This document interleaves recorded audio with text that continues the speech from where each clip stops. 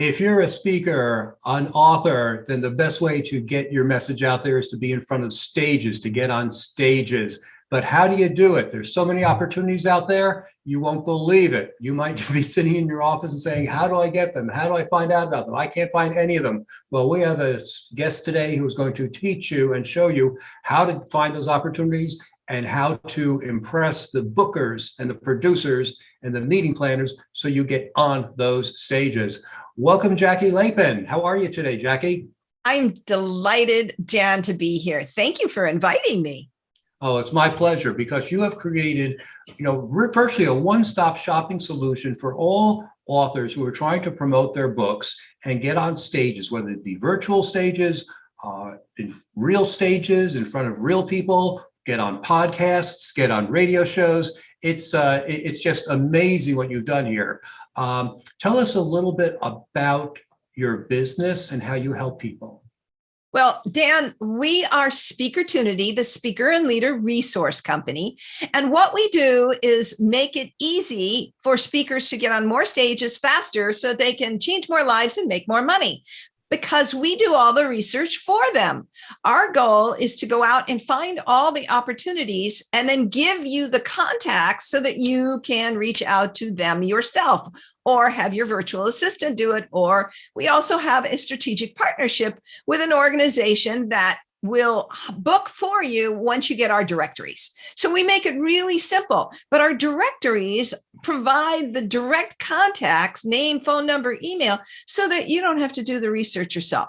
And some of those directories might be just for radio shows and podcasts, or they might just be for speaker leads. And one of the things that we've done is we've identified 75 regions of the US and Canada where we can give you a regional speaker lead directory of up to 2,000 speaker leads just in your own market in 4 different categories: business, service groups, all the places that you talk to the consumer directly, special interest groups and bookstores and libraries. Yes, we do have bookstores in your community. And then spiritual, Unity, Centers for Spiritual Living. Or let's say that you just have a book in one specific area and you don't want to be talking to just your region. You want to be talking to everybody all across the country in that specialty, in that niche. Well, we've identified a way to give you a directory just in that.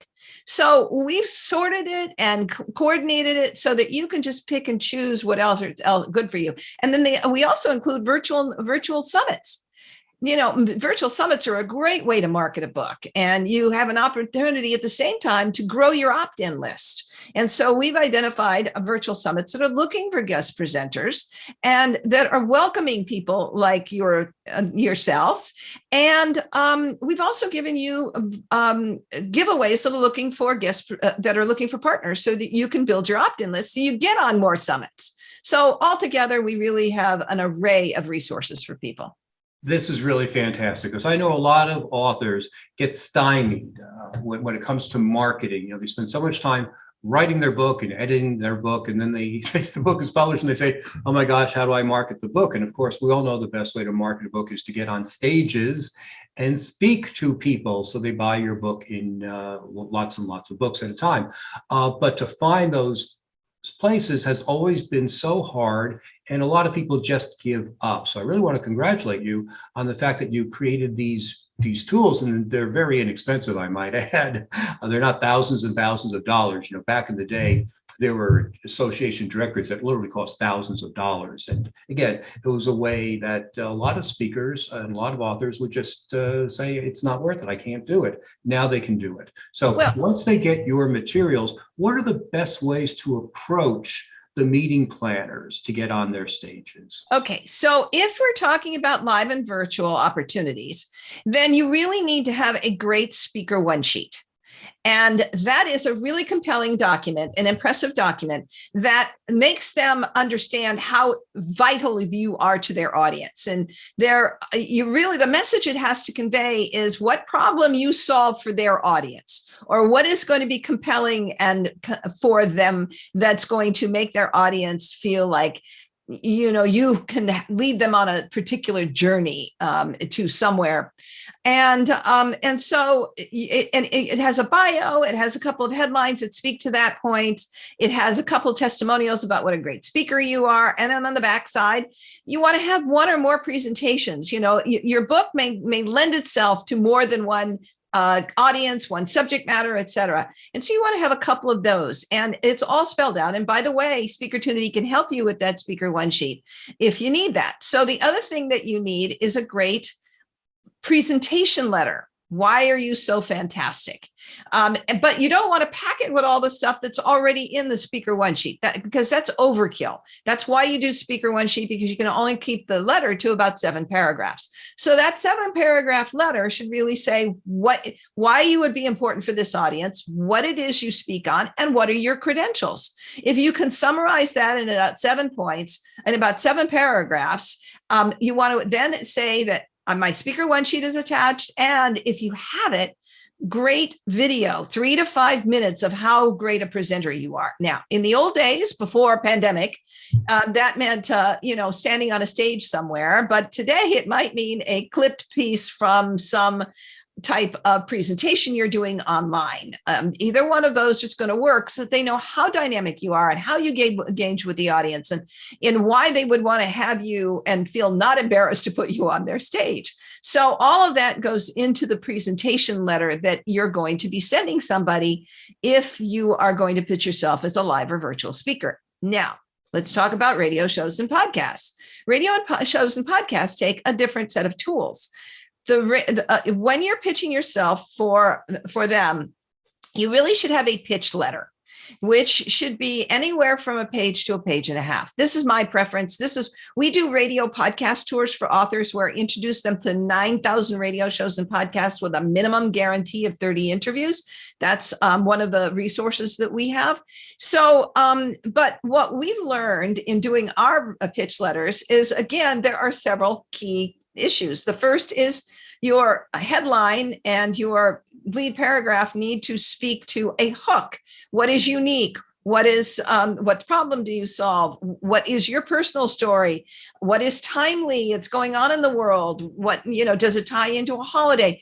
What is the reason they need to put you on the air? The second thing should be a little bit more on your credentials. And of course, if you're an author of a book, that in itself says you are an expert on something. So you want to address the fact that you're an author and your expertise. And then the last part of the letter should really address, what are they going to hear? What is the content you're going to be presenting? And we suggest that you do it with bullet points, 3 little bullet points as to, here's what we're going to talk about, and this is what the audience will learn. And that gives the host a really good idea of what you're going to pitch. Now, there's another new tool that's made its appearance in the world, and it is called a podcast introductory sheet. And some people are either sending that alone or they're coupling it with their pitch letter that is like the speaker one sheet. It's slick. It's only 1 page. The speaker one sheet is 2 pages, but a podcast sheet is 1 page. And it's a showcase. It's, here's a great, beautiful picture of you. Here's your bio. And then here are the topics that you speak on. Anyone from 3 to 5 different topics that you speak on. And that way, that gives them a pretty good idea that they can pick one or they can touch on all 5. So it's an either or situation. You can send either one of them, or you can marry them together and send that when you're doing a pitch. All of those are great. And if people need more information than what we're talking about here, I have 2 training programs, one on booking yourself for speaking and one on booking yourself for radio shows and podcasts. It just makes it really easy. This is just the highlights. There's just a lot more nuances. Fantastic. That's a great idea. It's great information. When should authors start thinking about marketing their books and getting onto these virtual stages, real stages, and radio shows? Well, when it comes to real stages, you need to really start looking 3 months ahead. Because most of these organizations, and what we're giving you most of the time are meetings, venues, and associations. They're booking 3 to 4 months in advance generally. If you're trying to get on an event, you may be looking at 6 months in advance. And events for authors, big conferences, they really need to be in your genre or in your specialty. Of course, there's book festivals and things like that too. But again, many of those have gone virtual. So, you don't have to travel to where they are. So you want to be looking at the conferences that are in your niche, 6 months in advance. As for radio shows and podcasts, well, when we're booking a radio tour, some of our hosts are saying, okay, I can put them on in 2 weeks. Some are saying, a month, and some are saying 5 months out. So when you're starting to pitch yourself, don't expect that you're going to fill it all up right in the next, 2 weeks. So if you're going to go pitch yourself for a particular launch period when you're launching the book, start at least a month or two in advance to start lining those up for the week that you launch. Is that fairly helpful? That's very helpful. Most authors don't think about marketing until the book is out. So you're saying they should actually start thinking about it, about marketing before the book is done, so they can get a good launch when the book comes out. Absolutely. And virtual summits are usually scheduled about 2 to 4 months out. So, you need to stay on top of them, a couple of months in advance. Now, here's the one thing that we have discovered. And even though this is a digital world, authors, podcast hosts really prefer a physical book. So you really can't start fully pitching your book until you can give them a physical book. So when we start our tours, we generally don't start it until we actually you're right on top of the launch date. You're within a month of the launch date so that we have physical books. And I will tell you that if you try to launch it earlier, unless you have galley copies or something that you can give these hosts, most of them are going to push you off. They'll say, I want to wait and read the book first. Interesting. I didn't know that. What are some of the mistakes that authors make when they start to market their books? Not starting up far enough in advance. You hit on that one right off the bat.